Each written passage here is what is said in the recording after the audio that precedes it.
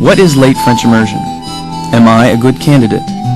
How will I cope with the transition from learning in English to learning in French? I am interested in learning French, but do I have the necessary skills and qualities to successfully complete the program? Will I be able to become an active member of the school environment? Will I have fun?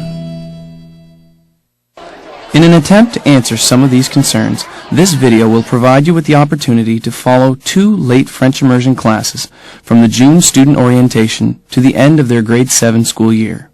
Let's now enter the grade 7 orientation. Bienvenue à la 7e année. Hey, bienvenue. Entrez, bonjour. Entrez. Okay. Bonjour et bienvenue à East Wiltshire. Je suis, okay, okay, très heureuse de vous voir ici ce matin. And that's about all the French you'll hear this morning. Because today is a day where you're going to meet your teachers, you're going to find out where to go, you're going to find out exactly what East Wiltshire is about today. When you get here, you do not have to speak French. It's going to be very, very gradual. When you get here in September, the first week, it's going to be rules and regulations and how the school works and just getting used to junior high. So when you get here in September, I'm not going to speak to you in French and you're going to be just totally lost.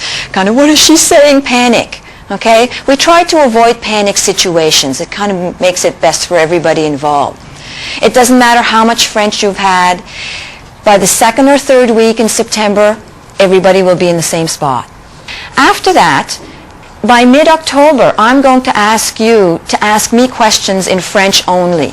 Now, as we move on, by the time we reach November, you'll be asking questions in French, and I'll be answering them in French, and you'll be starting to talk to each other in French. So it's very gradual. By the time we reach end of January, February, there's absolutely no French, there's no English in the classroom. Okay? And you'll have to talk amongst yourselves in French. You'll have to talk to me in French. I'll talk to you in French. It's not always going to be easy. Okay? Some of you in elementary school have whipped through grade 1 to 6. Not much homework. Okay? Never had a problem. And for the most part, you'll still do very well, but you're going to have to work a little harder at it. That's why it's a challenge. That's why only certain people can do French immersion. It's because it's a challenge. It's a little harder than the English program, but it's not impossible. Okay, so keep that in mind. If you get frustrated, it's normal.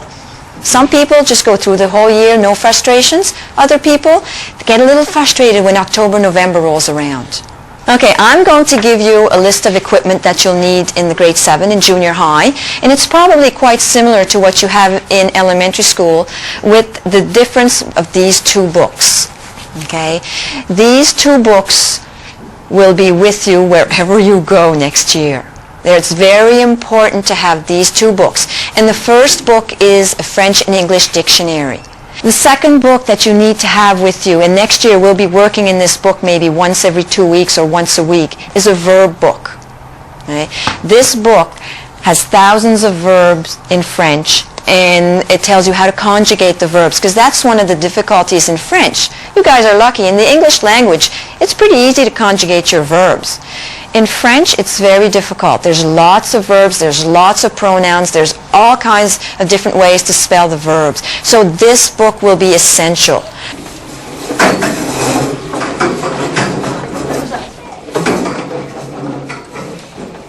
One thing you need to know, you will not be expected to speak French the first day, other than bonjour. First day in September when you walk through this door, I want everybody here to say to me, bonjour.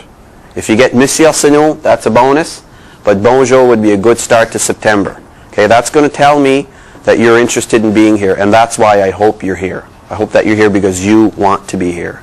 So you need to be willing to speak French. You have to have that willingness and that desire. Okay?